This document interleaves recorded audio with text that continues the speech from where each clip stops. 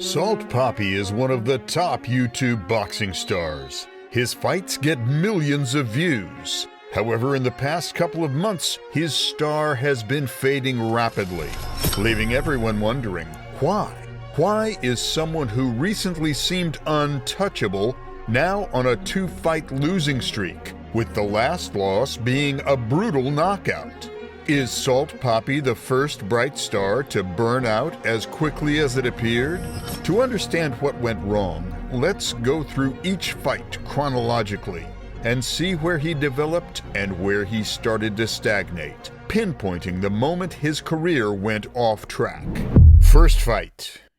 In the first bout, we essentially witnessed Salt Papi's core skill set: speed, timing, maneuverability, and powerful counterattacks. His main weapons are the straight left and the front hand hook. Now let's delve into more detail. Papi holds his hand high like a jab feint, after which he throws a jab to the body. It's a prep for the left straight, so he throws another feint for jab to the head, after which the left straight. But Ham decided it was time to brawl, because of which the attack did not go away. Papi realized that setting up punches was unnecessary. He leans his body forward, after which Ham, in a panic, tries to attack, which opens the window of counterattack. Now Papi only attacks in this way, provokes a tilt in front, and strikes. When Salt Papi shook Halal, he was frightened and closed in on defense. Now, to provoke him to attack, the tilt of the body is not enough. So Papi returned the decoy with his front hand and attacks straight. Here, Salt Papi mentally destroys the opponent. Now he makes feints not only with the front hand, but also with the rear hand. A feint for the straight after a power jab. Now every Papi action is dangerous for Halal. The second round begins with the classic Salt Papi setup: a feint hook with the front hand, followed by a powerful left straight. This combination will bring success for Papi in future fights, and will become his calling card. Here we see a technique of the level of professional boxing. Again, a hook feint, then a feint for left straight. This froze Ham, which made it possible for Papi to create an angle for an attack with a right hook. It's an incredible footwork and speed, given the size. Papi didn't want to risk running out of steam in battle, because of which he safely mixed all of the above attacks and confidently won. Second fight. This fight served as Salt Papi's calling card, showcasing his fighting style in all its glory. It's what catapulted him into superstardom. Salt Papi throws out a couple of feints by tilting the body to check what the opponent will do. After the safest body jab in human history, Papi decides to finish off the victim.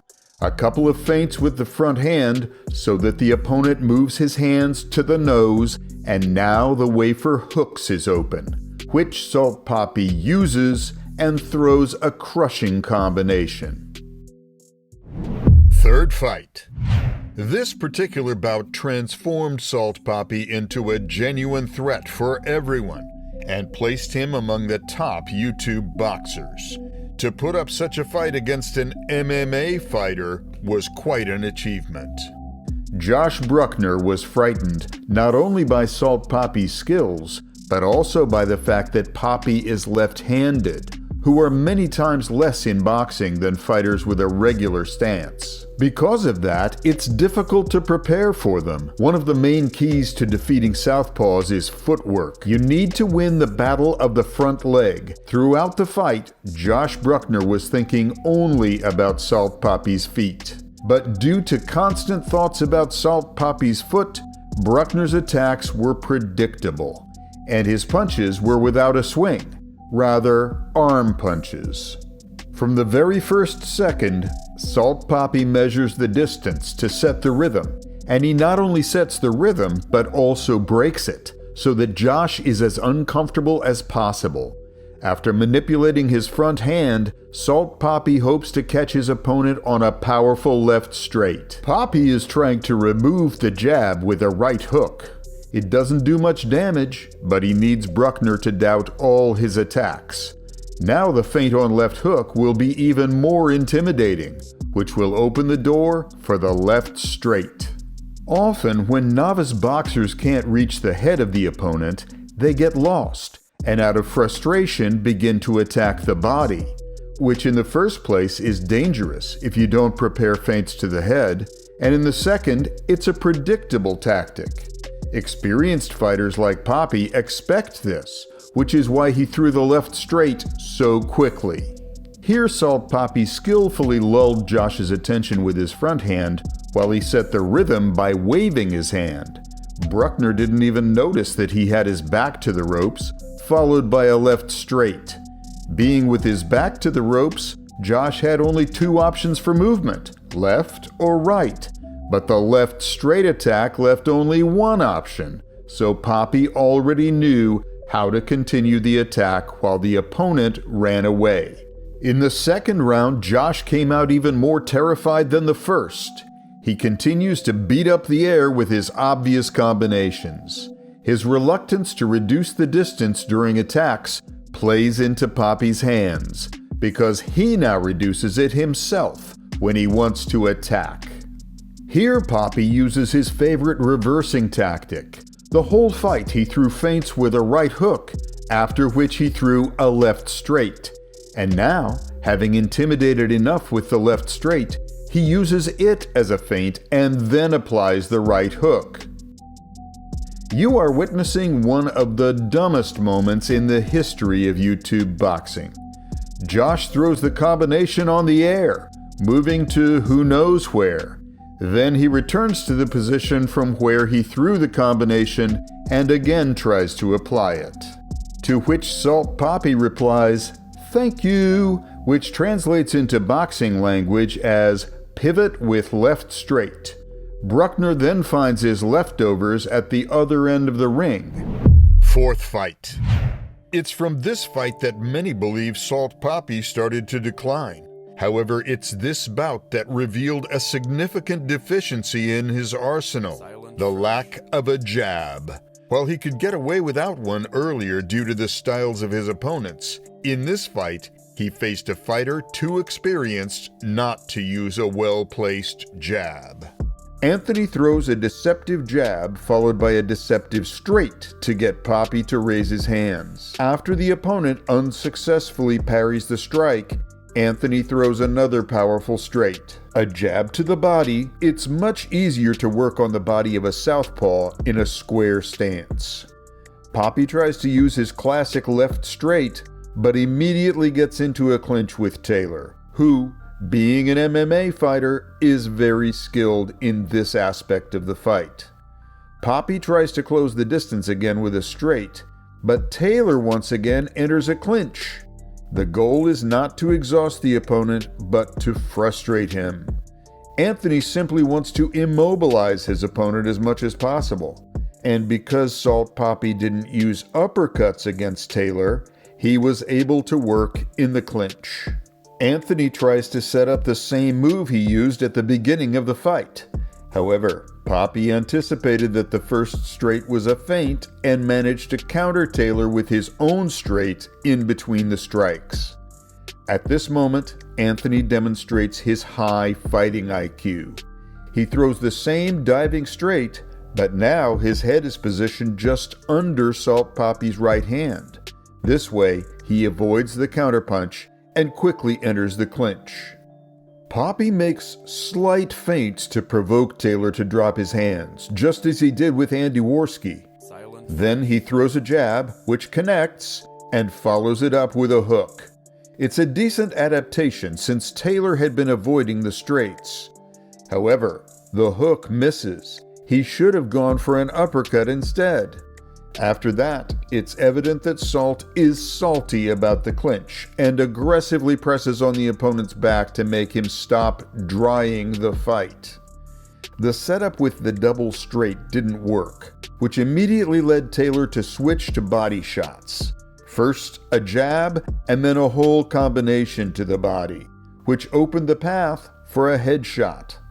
Taylor subtly shifts to the right as if hinting that he will throw a right straight. But he doesn't do anything. He adds a couple of feints, and now Papi has no idea when the strike will come. As soon as Taylor slipped his head behind Papi's lead hand, he immediately delivered a powerful straight. He controlled the rhythm of this segment excellently and discreetly stepped behind the opponent's leg to land a powerful strike. And right away, you can see the work on mistakes. He doesn't repeat the setup. He immediately attacks the body, then the head, and moves off the line of attack. When Anthony engages in an open exchange, it's immediately evident that he's slower and weaker. Papi simply delivers the strike faster, but even here, Taylor doesn't give up. He almost buries his head into the opponent's chest to make it uncomfortable for him to strike, and throws an overhand. His past in MMA clearly comes in handy here. Taylor hits the body 3 times in a row, but each time he gets countered with a left straight. Here, Anthony acted extremely predictably. After 3 body shots that were counterattacked, he naturally decided to go for the head. Salt Papi anticipated it and countered with a left straight. Both of them took damage, but it's noticeable that the Filipino started studying the timing. In the second round, Salt Papi immediately shows adaptation to everything Taylor offered in the first round. Taylor throws his feints to make Papi guess when he will attack, but Papi decides to dictate the pace of the fight and throws a sharp left straight. And now he doesn't retreat but moves toward Taylor's power hand, because when Anthony throws his straight, he throws it at an angle. Anthony accepts the rules of the game and slightly shifts to land an overhand through Papi's left hand. But even here, Salt Papi was ready, and now he counters with a right hook. He doesn't allow Taylor to clinch and stops him with his elbow. It's evident that Taylor is tired, and Papi reads his movements even easier. The attack missed completely for the first time and was countered. Papi attempts a lead uppercut followed by a left straight. It wasn't entirely successful, but it's noticeable that now he is the one attacking, not Taylor. Once again, Taylor throws his setup to the body, but Papi immediately stops it. After a series of good counterattacks, Salt Papi inexplicably decided to just move forward and pressurize, making Taylor's job easier. Now he simply meets Taylor's straight or jab. It was a very foolish decision, considering that Anthony was visibly tired. Papi should have continued to make him close the distance, making him move more and dive more, but it was as if he wanted Anthony to win. If the sadness could be described as a round in boxing, it would be the third round of this fight. Taylor, being a veteran, knows how to influence the consciousness of the spectators and the judges, which is why he started moving much more actively and throwing combinations on the guard. His attacks became even weaker, which Papi also counterattacked when lured in. But Taylor started using the clinch even more effectively. As a result, it created the impression that Salt Papi was just standing still, while Anthony moved a lot, threw some punches, and worked in the clinch. Fifth fight. Following the previous fight, Salt Papi made some changes and genuinely progressed. And it's not about changing weight classes or his appearance. It's about improving his skills. He became much better in the clinch and pressing his opponents against the ropes. Just watch how he takes on Slim and compare it to the fight against Taylor. Salt Papi entered the bout with Slim with his classic game plan, waiting for counterattacks with the straight left. From the very beginning, he shifted his weight to his rear leg and started waiting for the right moment. He even faked a jab for a split second, but he really got into action when Slim decided to get closer. Salt Papi once again throws a light jab to lure Slim, but he begins to act when Slim throws a straight punch and immediately dives in. Papi holds him with one hand and starts attacking with uppercuts. Papi doesn't shy away from the clinch. On the contrary, he keeps his opponent and lands body shots. Next, we see the classic setup from Salt Papi: a front hand hook and a straight punch. Slim managed to evade it. More classic moves as Salt Papi attempts to counter Slim's jabs with a front hand hook, but it misses. Slim first throws a straight punch and then a jab. It's clear that Salt Papi was ready to counter every move, albeit in a somewhat unusual way. He started his attack after Slim's punches, even though all these attacks were one-handed. Despite the unorthodox approach, all the hits landed, which is crucial. Salt Papi's work against the ropes is remarkable, where he delivers intense pressure. Slim attempts a straight punch, but Salt Papi counters rapidly with a hook and follows up with straights and clinch pressing. A fake hook by Salt Papi to make Slim dive, followed by a straight punch. But Slim realized he fell for the trick and dived even lower. What's interesting is that Salt Papi continued his attack relentlessly, engaging his opponent in a clinch, where he delivered hooks, uppercuts, and used his weight effectively. A combination of 4 straight lefts, with each punch finding its target. A completely new counterattack from Salt Papi. He evades Slim's straight punch and attacks with a powerful and technically executed body uppercut.